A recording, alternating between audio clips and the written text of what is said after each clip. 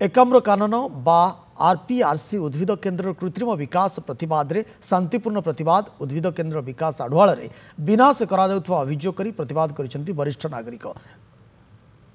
गत 3 वर्ष धरी बारंबार गछ काटिबा सह कंक्रीट गछ रास्ता निर्माण करा जाउछि, उद्भिद उद्यान प्राकृतिक सौंदर्य को नष्ट करा जाउछि, परिवेश को रक्षा करबा नै प्रतिवाद करि कहिसंती स्थानीय वरिष्ठ नागरिक।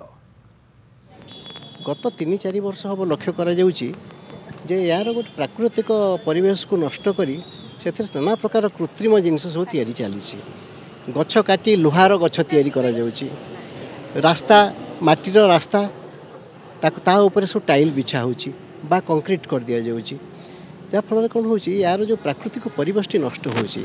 ए वर्तमान ये परिवेश जंगल विभाग दायित्व रे अछि। ए अनुष्ठान नागरिक माने संपूर्ण भाव में जिते असहाय मन कले जे जहाँ चली तो चली आम कथा कहीं शुणु ना, तेणु ये प्रतिवाद गोटे गोटे चिंता आसला समस्त मन को क्या कहा मन को प्रथम आसला कहीहबने। तो जो आरपीआरसी दिने through out south Asia India रे नंबर 1 था आज से 0 पहुँची आ एनवायरनमेंट नष्ट होची। तो आमर यहाँ जो इंटेंशन था जे आरपीआरसी हवा द्वारा किसी टिश्यू कल्चर हम रिसर्च हम ओयू पिला माने आसबे ये पाठ पढ़े भारत वर्षर जो स्टूडेंट मैंने आसी रिसर्च करेंगे से दूरे गला। बर्तमान फॉरेस्ट डिपार्टमेंटर वीआईपी मैंने केमती आसबे ये रे से कंक्रीट रोड तैयारी कराऊँ विरुद्ध में आमर आज ये प्रकार साइलेंट आम बसचु 100 ऊर्ध्व लोक आम जो मॉर्निंग वॉक कंक्रीट जंगल विरुद्ध में आम बसचु। परिवेश रक्षा करा पड़ो आमको।